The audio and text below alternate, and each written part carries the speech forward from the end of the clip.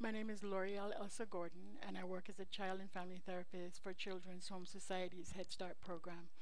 In that capacity, I work with teachers in the classroom to develop strategies to help with the development of emotion and social development for 3, 4, and 5-year-olds. I also work in the home with parents to help address challenges that they may face, to discuss mental health issues, to increase skills relative to parenting, life management, communication, anger management, as well as focusing in on the social and emotional development of their children and strategies that they need to implement. When we look at the learning objectives for this module 9, developing cultural competence, we look at explaining the core concepts that encompass cultural competence. We develop self-awareness of one's own biases and assumptions about human behavior and cultural diversity. We strive to understand the worldview of culturally diverse populations served by the internship site and advocate on behalf of the needs of those populations and develop and practice appropriate and relevant, sensitive strategies and skills in working with culturally diverse populations. When I think of the definition of culture, I like Weaver's iceberg model or approach to taking a look at culture, in which he looks at the surface of culture, and with that there's those things that are visible, those things that can be touched, that can be heard, that can be seen. For example, skin color, body type, length of hair, gender, ethnicity, etc. The way we greet people, the clothes that we wear, the music that I like to listen to. But it also moves to shine light on what he calls deep culture, those things that cannot be seen, such as our religious and spiritual beliefs, our concepts of justice, our philosophies associated with interpersonal relationships, parenting, raising children, our valued places on aging or death, our family roles, our understanding or attitude towards authority.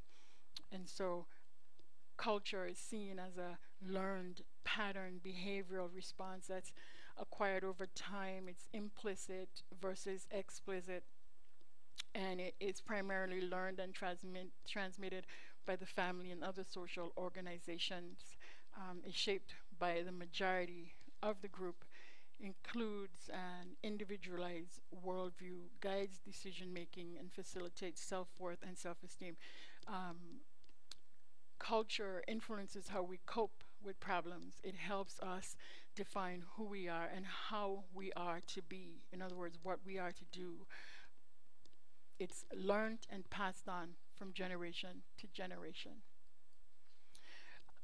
One time when working at the Head Start program, I was on the playground with a number of students and saw an interaction from a distance in which one child seemed very distressed and emotional about something that was happening.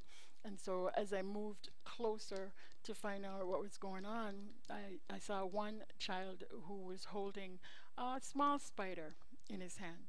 The children that were around him were encouraging him to kill the spider, that it was something to be feared. It was dangerous. It would harm them. And he, and his voice, and without conviction, said, we can't kill the spider. God would be mad at us because we killed a living creature. Their belief and thoughts and approach to problem solving, influenced by their cultural perspective, were being played out through their behavior. They ultimately decided that they would put the spider on a branch in a place that was distant, and the spider could not be hurt. So both were able to resolve the problem. The child felt that God was happy. The other children felt safe. But this is an example to me of where we see culture as a system of ready-made solutions to problems people face.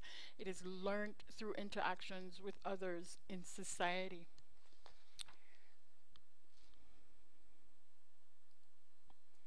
As we look at our journey towards cultural competence, we see cultural competence as a movement and a continuum, beginning with cultural destructiveness, in which we look at attitudes and policies and structures that are destructive to cultures, that don't value difference in other cultures, that seem to be focused solely on the fact that we are the right way and we are the only culture, and anything other than that is not acceptable and not acknowledged.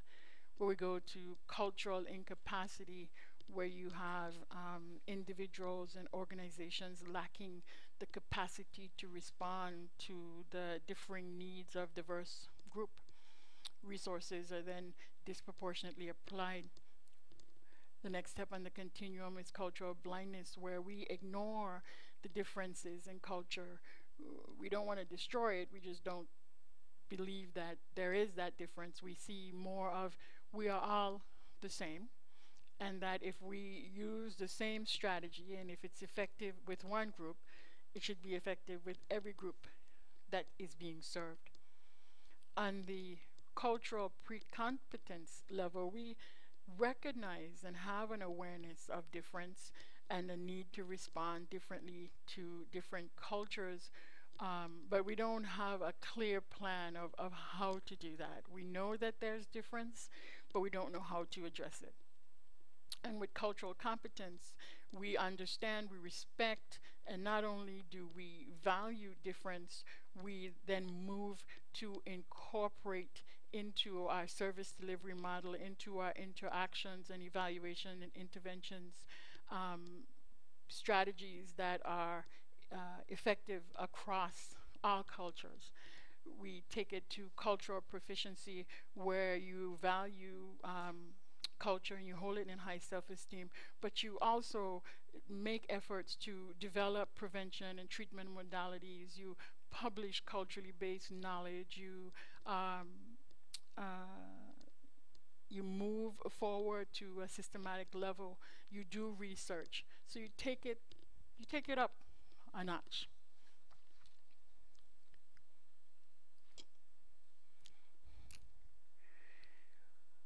Culture, the ability to understand, respect diverse values. There are numerous definitions when you look up cultural competence, but the commonality between many of the definitions includes examining personal bias, understanding a worldview from another perspective, and also looking at improving communication across cultures.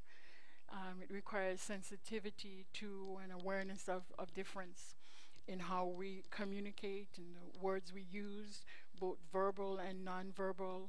Cultural sensitivity is experienced when neutral language is used in a way that reflects sensitivity and appreciation for diversity of another.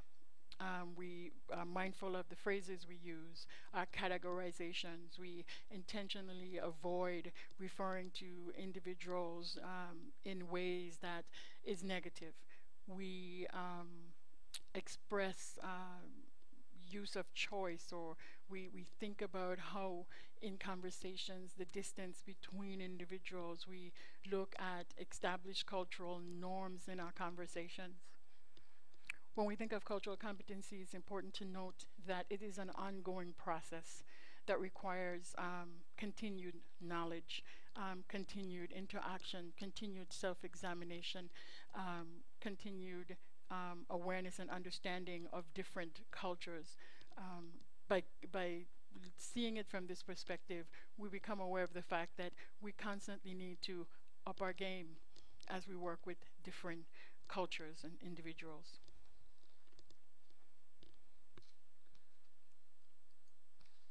One thing I like about cultural competence when I think about it is that it is, to me, an action word. It's not just I'm aware, but that awareness is seen in my thinking and it is seen in my behavior. So cultural competence refers to the process by which individuals and systems respond respectfully. I'm responding respectfully, effectively to people of different cultures, regardless of difference. I am preserving, I am protecting the dignity of the groups that I work with. I acknowledge, I incorporate the importance of culture in my assessment, and I am aware of the dynamics that result because of difference in culture, and I want to expand on my knowledge and adapt services. Cultural competence involves action, responds, recognizes, affirms, validates, protects, preserves, acknowledges, and incorporates. It assesses, expands, adapts, implements, identifies, and seeks to improve upon. Cultural competency is important. We need to be culturally competent because the United States, the demographics of the United States are changing as people immigrate to this country. As language and cultural diverse populations come to the United States, it creates what we need to bring attention to, the value of difference. And we need to look at how we develop our skills and how we interact with individuals for different cultures. Lack of culturally competent professionals prevent severe barrier in meeting the health needs or social service needs of populations from different cultures.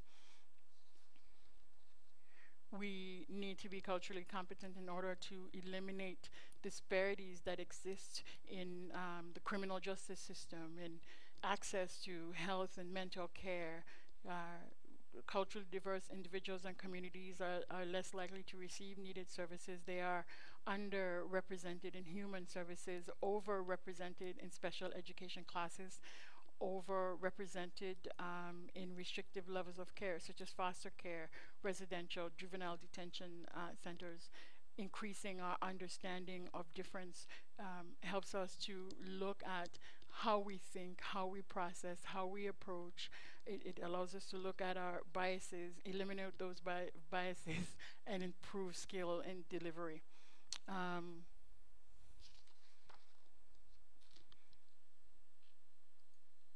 So to eliminate bias that may hinder treatment effectiveness, it also increases understanding of individual differences. Culture affects how children develop emotionally as well as behave and their learning strategy.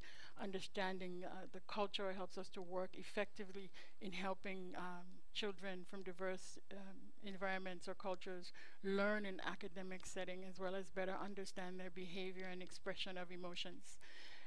Increased understanding of, for example, parental expectations. For some cultures, submissiveness, independence, and language acquisition, and motor skills, and understanding of difference from that cultural perspective helps us to understand the behavior that we're seeing, the behavior that we see between parent and child, because we are aware that there are different parental expectations across cultures.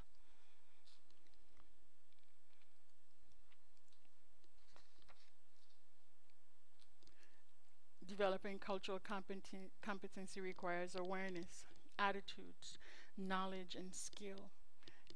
At the awareness level, cultural assessment and examination of our own attitudes and values, in addition to the awareness of one's own culture and how it affects perceptions and behaviors. And the attitude level, the practitioner works to value diversity among all people, increasing knowledge and respect of other cultures and worldwide through study, through experience, through dialogue, through reflection.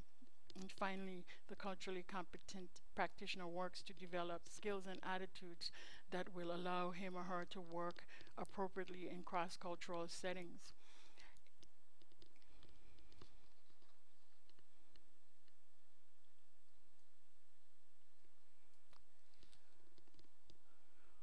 Cultural awareness involves, cultural competency involves awareness of one's own culture. I am from the Caribbean. I moved to the United States in 1986, and for me, it was a big change in how I view the world. I became aware of my own difference, and I felt I felt unwelcomed. I felt misunderstood. But I also, in my own awareness, recognized the difference in myself in how I perceived others and how I interacted in society. One of the things that I think about, which says learn about your own culture and values and how it forms the attitudes. In my family of origin, religion is very important. It identifies how we spend our Sunday and what we do on the weekends. And so for me to come to this country and have stores be open until midnight or sometimes not closing at all was new to me. Um, Self-awareness is not easy. It requires that we take a look at ourselves in ways that may make us uncomfortable, ways that require that we check our understanding and interactions with others, awareness of our own thoughts, our feeling and sensations. I remember when I recognized that Sunday is not spent in church. In all cultures here in America, my view was kind of like, not good people. I became judgmental. But as I learned the differences in individuals, it's everybody values different things, and that is okay. And that is one of the things that, to me, makes America the awesome place that it is, the diversity, the variety within our cultures.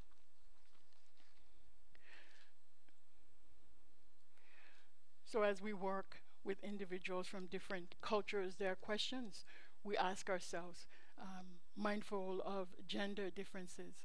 I remember working with a family in which I could not fully grasp and understand why the man in the family did not want to talk to me, wouldn't sit at the table until I asked his wife to kind of explain that to me a little bit. And she talked about how men and women in her culture are seen differently and their roles are different, and that things involving parenting or the household and those kind of things, she was the head in the one to discuss that with.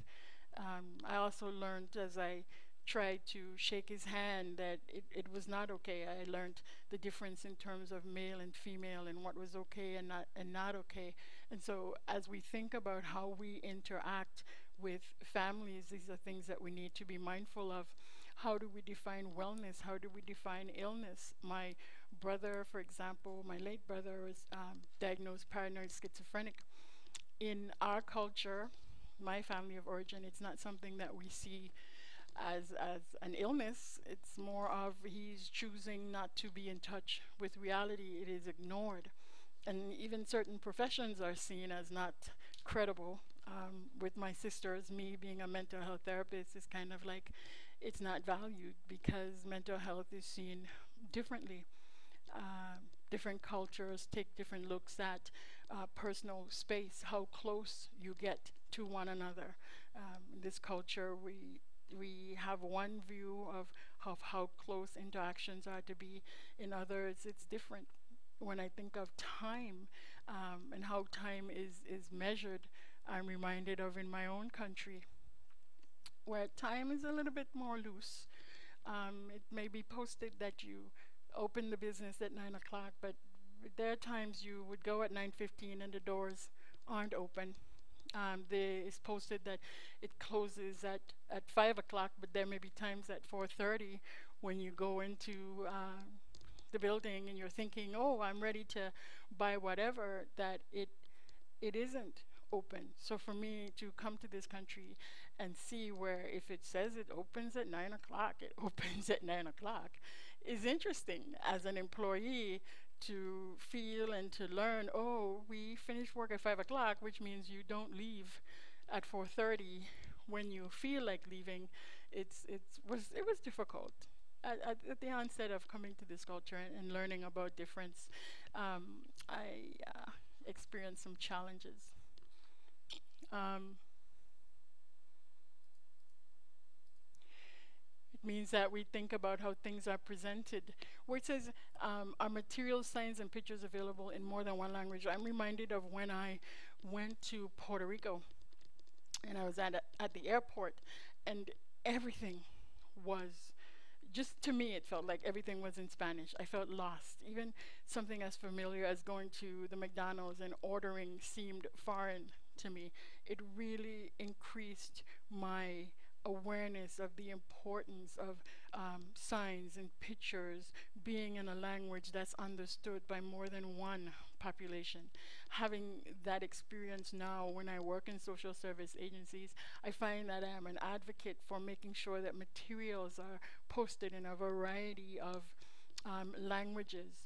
Um, when I think of communication styles and the differences in communication styles, one of the things that I am always having to be mindful of is how my communication style is viewed.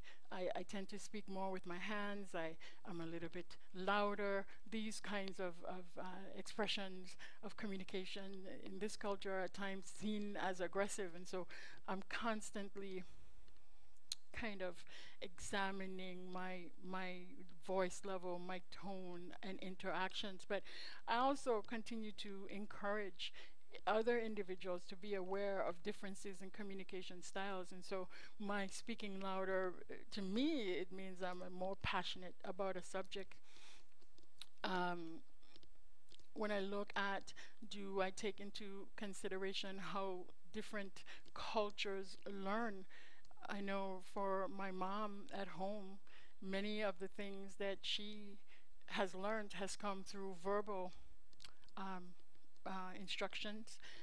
She has very limited skills. She has less than a sixth grade education, and so writing things on paper and handing them to her, it doesn't allow her to understand what is being expected of her. So just some things for us to be mindful of.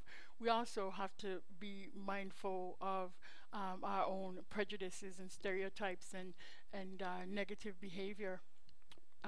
Prejudice is learned behavior toward negative attitude towards particular groups of people. So when we think of prejudice and stereotype and discrimination, prejudice is an attitude, stereotype is the belief, and the discrimination is the behavior that is exhibited.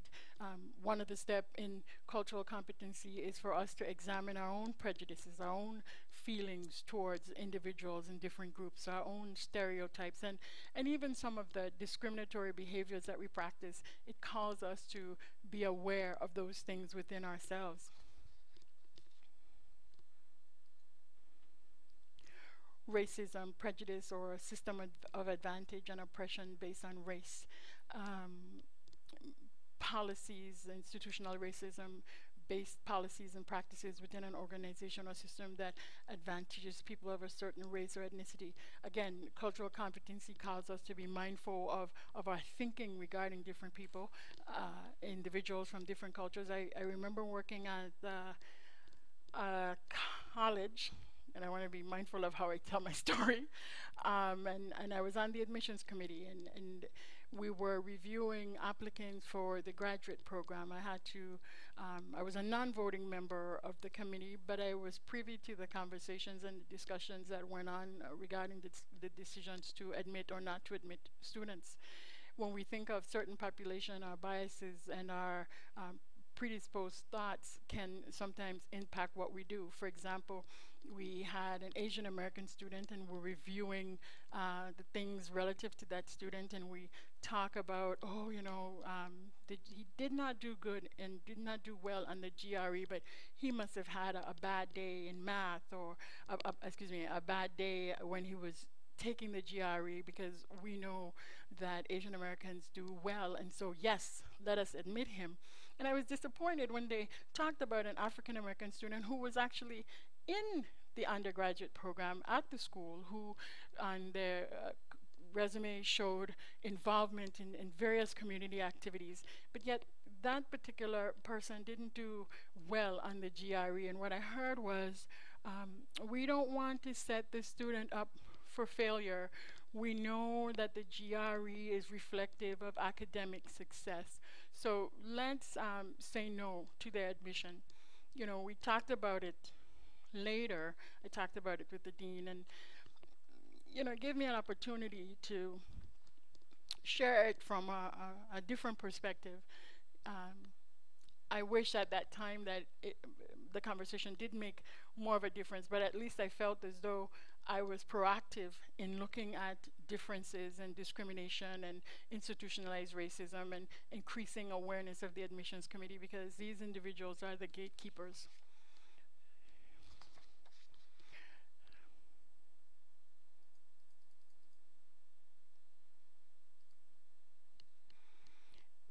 Part of our examination of and self-awareness is becoming aware of our own privileges and how those privileges or access to those privileges play out.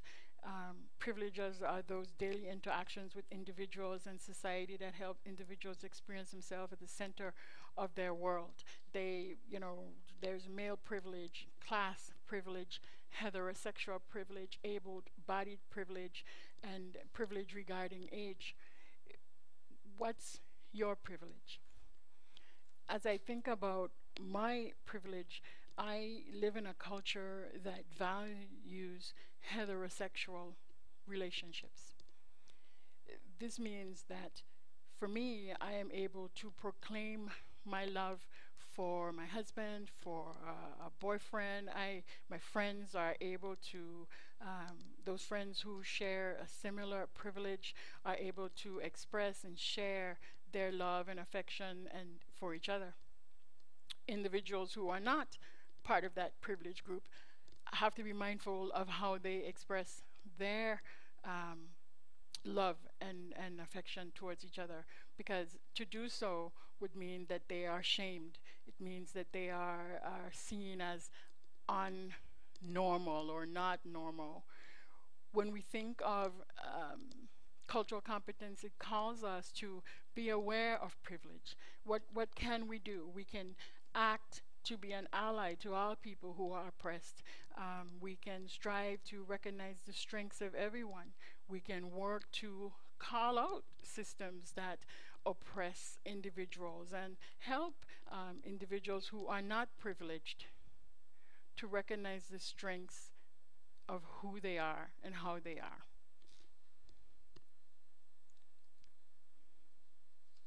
One of the things I think about when I look at heterosexual and homosexual behavior, I'm reminded of my own upbringing. Remember when I said that part of looking at self is really being able to look at your own biases and how it's played out. I am constantly having to be aware of the fact that I grew up in a family that did not see homosexuality as a normal behavior. I'm constantly having to be talking to my family about the way they talk about different individuals, the way they ascribe value or less value to other individuals. I have an uncle who came out several years ago, and my family still is not accepting of that. As I think of privilege, and my goal is to make sure that everyone is treated fairly and that everyone is valued and recognized. What can I do? I can try and not assume that everyone is heterosexual. We can be inclusive in our language. We can oppose homophobia in our workplace, our schools, churches, community organizations. Ageism. I come from a culture where age is valued. The older you are, the better, because you are seen and revered. You are the keeper of stories. You have overcome numerous obstacles to be the strength and strong individual that you are. As I age in a system that I feel doesn't necessarily value older adults, I don't feel the same sense of worth. I'm reminded of a friend who is in her 60s and has been for the longest time trying to find a job, and what she's being subtly told is You're not a good fit, or we're looking for someone different. But yet, I question whether it could be the fact that they see her as useless or a burden. So, in checking yourself, it's checking your own attitude towards age or all the different aspects of what makes us different. When I think of ableism or classism or ethnocentrism or sexism, I fall into the category where I am always looking at society from a person's of disability perspective. I have rheumatoid arthritis, and at times it's very difficult for me to move around. I remember one time I was at the university, and it was a big campus, and so I walked from one room to another room, trying to find this one meeting, and found out that it was way across campus. And I thought about my own disability and movement, and I was frustrated because I didn't feel as though the individuals who pulled the meeting together were considerate of the fact that we do have an individual who is disabled among our group. It calls us to be mindful of difference in abilities. I remember talking to one little boy as he looked at a television show, and he said, "Oh, there's something wrong with that picture." And I thought to myself, what do you mean there's something wrong with the picture? He said, "All the boys and girls are together, and that shouldn't be. We should have girls in one corner and boys in one corner because we know that girls are not as valuable as boys." We again need to be aware of our biases and what we teach. What can we do? We can educate ourselves about disability. We can question and challenge stereotypical views of poor people. We can write or call or protest when a book, a newspaper, a TV show, or a branch of media perpetuate or reinforces a bias or prejudice. Attitude. Attitude checking is part of cultural competency, and with an attitude we look at three components: cognitive, affective, and behavioral. Over the course of a life, we've probably heard attitude determines altitude. It's important in cultural competency for you to be mindful of your attitude towards individuals who are different, to recognize. And some of the strategies and things I think about when I think about the word attitude, I am reminded of Patti LaBelle's song, her awareness of the impact of having a new attitude. That attitude can be changed. That with a new attitude, she said, wires were uncrossed, tables were turned, lessons were learnt, increased control. Some of our attitudes have been learnt from the cultures in which we grew up in, and we want to be mindful of how those attitudes affect our worldview.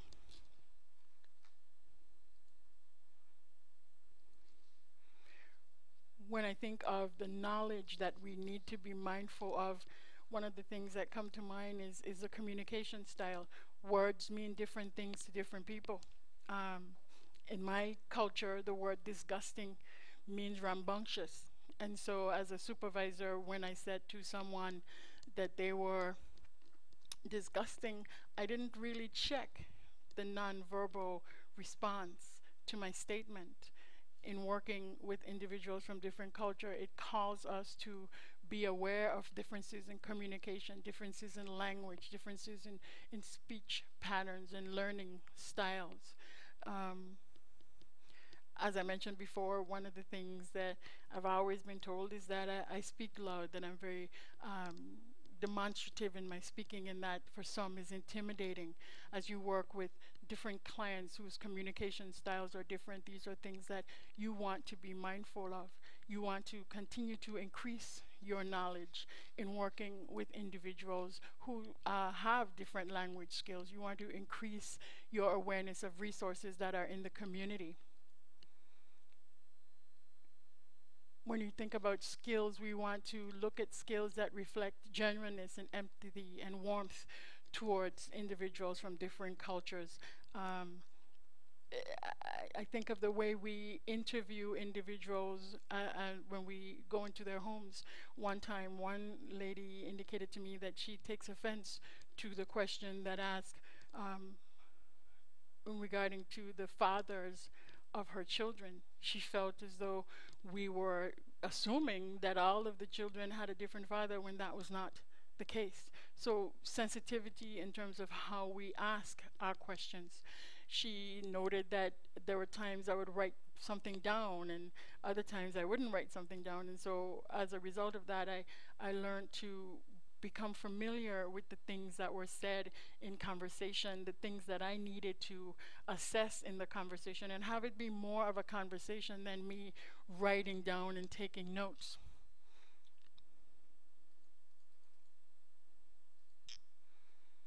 And integrating information gained from assessments and how we present that. Talked a little bit about that in terms of generating a variety of verbal and nonverbal communication skills in response to direct and indirect communication style. We need to be aware of how our nonverbal communication is seen. One of the things that I didn't mention was, as we think about cultures and their differences, collectivist and individualistic culture. I come from a collectivist culture. In that culture, we problem solve and look at decisions based on the welfare and well-being of everybody in the family. So when I decided to come to America and come to where my brother lived, my mom knew and believed that my brother would be responsible for my behavior. So if I went astray, I went awry, he was seen as responsible for that. One of the things I am also aware of is that there are some cultures that are more individualistic. We're not looking at the entire culture. We're just, it's me, my child, and my partner, versus looking at how things affect everybody in the culture. I encourage you to think more about the concept and look into that a little bit more. This case study, I use my name, I didn't even think about putting in somebody else's name, is available in a handout. And when you look at this case study, there are some things to be mindful of. It is an African American family. I talked a little bit about religion and what it meant to my family growing up. Parental responsibilities are a little bit different. Illnesses mean different things in my community and in my family. After you have read the case study, here are some things that I want you to address on the discussion board. I understand that these questions will be posted there. What are the identified strengths of the family that was presented in the previous handout, and on the previous screen you'd have a handout on that, and what cultural considerations could be applied to this family, and how would those cultural factors impact service delivery, and also to look at any biases that you would need to be aware of in order to improve your effectiveness in working with this family. In your work as social service providers, you have an important role in the lives of the diverse families that you work with. You help them to increase skills. You work with them in accessing services and improving family function, reducing risk to child safety. You advocate in ways that is vital to their ongoing survival.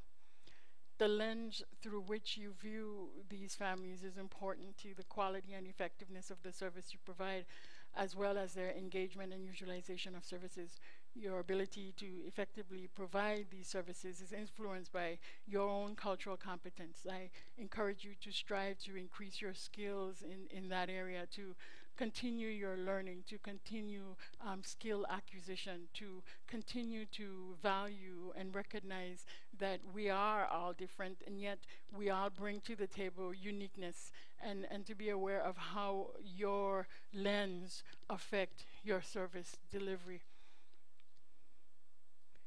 In regards to continued learning, the end of the PowerPoint has a number of resources that can be used and pulled on to further your understanding and awareness of difference and the value.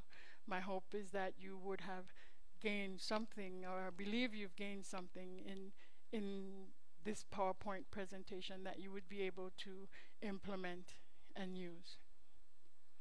Thank you.